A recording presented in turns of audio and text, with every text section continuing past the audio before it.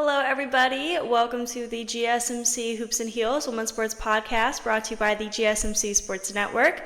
My name is Samantha Genzer and I'm going to be your show host for you guys today. We have a very exciting episode. We're going to be covering the U.S. Gymnastics Olympic Trials, WNBA records being broken, and the U.S. Track and Field Olympic Trials, the rest of the roster and relay teams for the USA swimming team, and make sure you guys stay till the end of the show to hear about how the Dow Championships went.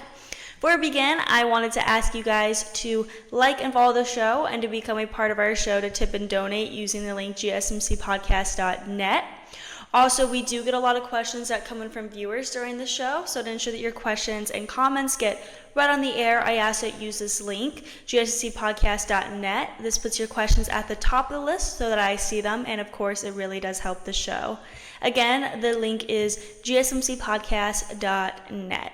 Now, let's get started. I hope you guys enjoy today's content. Okay, so we're going to be starting off with something that was very big this weekend, the Gymnastics Trials. I'm very excited to be talking about this. So, the U.S. Gymnastics Olympic Trials took place this weekend from the 27th to the 30th. There was absolutely so much to talk about with the Gymnastics Olympic Trials. I'm sorry if you can hear a dog squeaky toy in the background. My dog is a mess. So anyway, we might have to split the Gymnastics Trials into 2 or even 3 parts. Today, we're going to focus on the 5 people that qualify for the Olympic team, and then tomorrow we'll talk about the other people that competed, as well as the 6th and 7th place person who were qualified as traveling alternates, and then the 8th to 9th place person who are the non-traveling alternates. And then, so the way the Gymnastics Trials works is the first place finisher automatically qualifies for the team.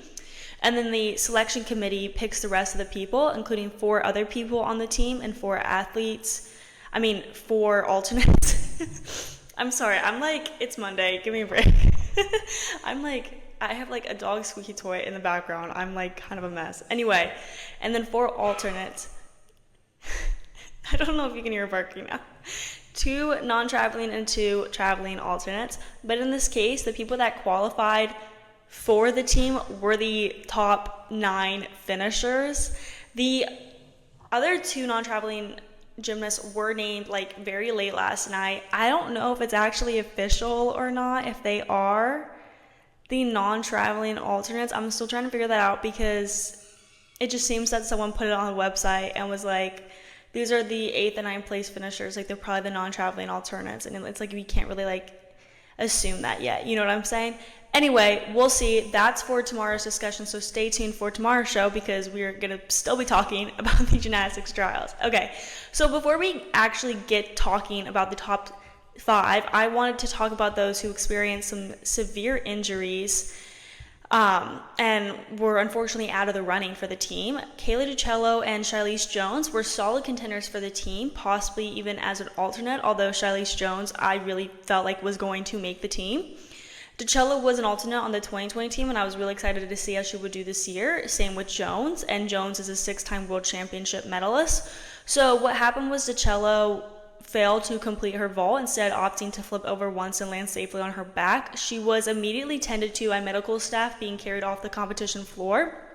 And then Jones tweaked her left knee during vault warm-ups on Friday. She passed on the vault, but returned a short time later and managed to complete her uneven bar routine, where she scored an excellent 14.625.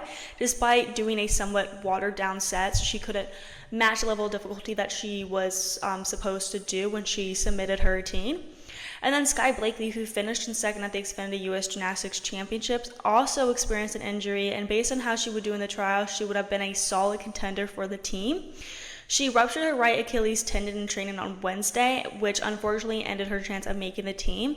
She was on crutches during the trials and stood at the middle of the floor during a break between rotations and received a long ovation after being introduced. So with those 3 gymnasts being out, it opened up a lot of spotlight and opportunities for other gymnasts like Jocelyn Robertson and Tiana Sumana-Sekera and Hezley Rivera, who had made the team and was not expected to make the team. So it was huge. So now let's talk about the gymnasts that were able to compete and that were in the top 5. So first was obviously the iconic Simone Biles. This was a given. We all knew she was going to finish first. Biles started the night with a clean set on bars, but had a few wobbles on the balance beam.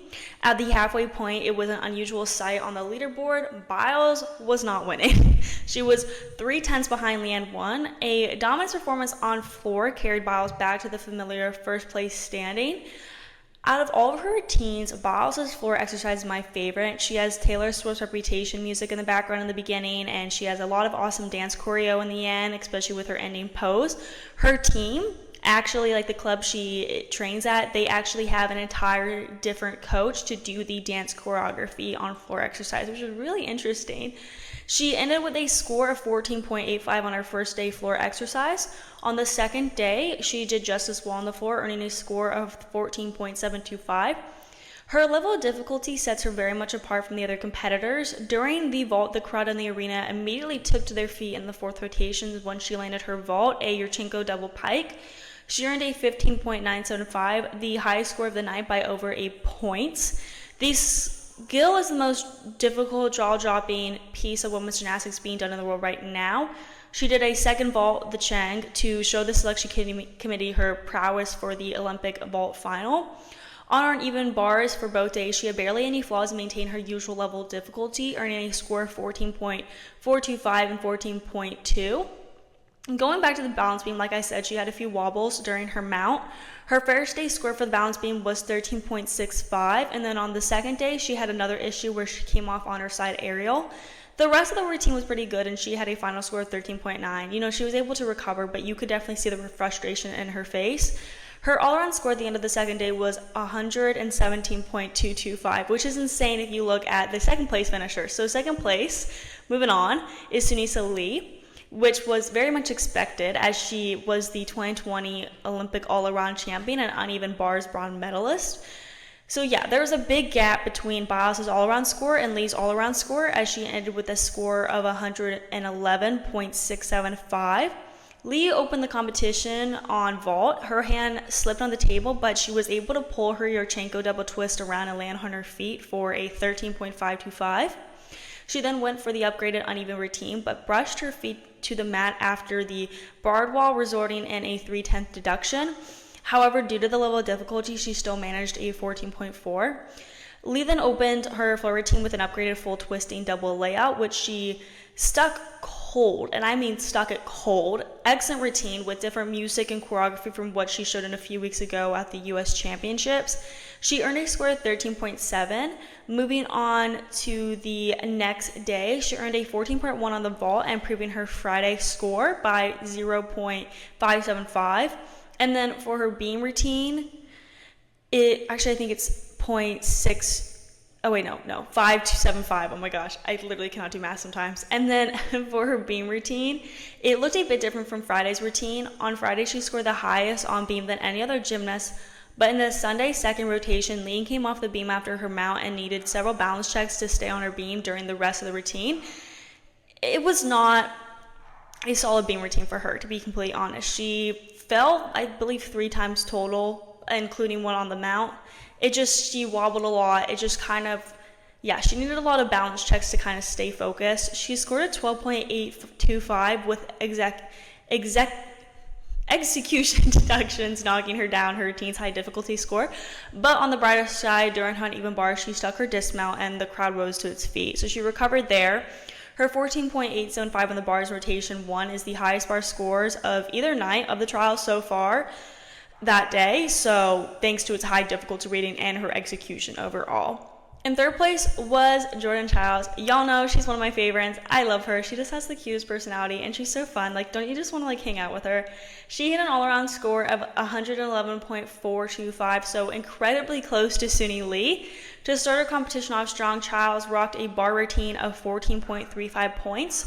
For her balance beam routine, she had an excellent save during the mount where her right foot missed the beam, but she disguised the mishap well. I guess only if you were someone watching on TV who could literally replay it over and over, you would really see it, but it was still flawless. I mean, I am biased because I love her. Anything she does, I'm like, that was beautiful. Anyway, she ended with a score of 13.625, and then for the vault, she performed a clean Yurchenko double twist, ending with a score of 14.35. Her floor routine is my favorite because she has so much personality and it really shows during her routine. She also has that fun dance choreo in the exercise, and like I said, Biles, their club, which is where Chiles also trains at, they have an entire coach to do their dance choreo, and you can definitely see how much better their dance choreo is than other people's floor routine. Like, no offense, but they just, like, it sets them apart so much. So Chiles worked the crowd on floor exercise and even gave the camera a little wink before her opening tumbling pass. She posted a 14.1. During the second night, Chiles ran across the vault, waving her arms and pumping up the crowd. She scored a 14.5 on vault, an increase from her Friday score with her UCLA coach Janelle McDonald cheering from the front row of the stands. Chiles and Lee then became tied in second behind Biles and all around. And it was really close. You didn't really know who was going to come in second. For her uneven bars, she was solid, but it wasn't her best since her legs came apart after her Maloney DeGreiner. She ended with a score of 14.2, though. She had some issues with her beam, ending with a score of 12.225. But her floor vault and uneven bars helped her maintain her third place position, although she could have beat Suni Lee if she did not struggle as much on her beam. Regardless, her floor was great with another score of 14.1, the same score she had the first day. In fourth place was Jade Carey, who I also have so much love for as well. She had a final all-around score of 111.35. This was one of Carey's best all-around meets of her career. On the first day, she posted a score of 13.575 on the uneven bars and balance beam, and those are considered her weaker events. Her floor routine gained some difficulty, upgrading her third tumbling pass to a tuck double-double, which brought her difficulty score to a 6.3. The final score for her routine was 14.075. Carey wrapped up her evening with two stellar vaults. She nearly stuck her Chang for a 14.6 and concluded her competition with an upgraded second vault and Amanar with just a step forward. On the second day, her uneven bar routine went really well, though she has a lower level of difficulty in that event than some of the other gymnasts. She ended with a score of 13.075. For her balance beam, she did a front arrow to split jump to Corbeau, which was super impressive. She did a double pike off the beam and had a bit of minor leg separation, but the landing was very strong. She had a final score of 13.625 in that. For the floor, she stayed with a score of 14.15, and then lastly on the vault, she did Chang, and the landing was phenomenal, ending with a score of 14.675, so super strong. Fifth place, like I said, left more opportunities for others because of the three superstars that ended up dropping out due to injuries. So 16-year-old Hezley Rivera took that fifth place spot and the fifth spot on the team. That's insane. She's still in high school and can't even drive yet, but she's going to the Olympics in gymnastics.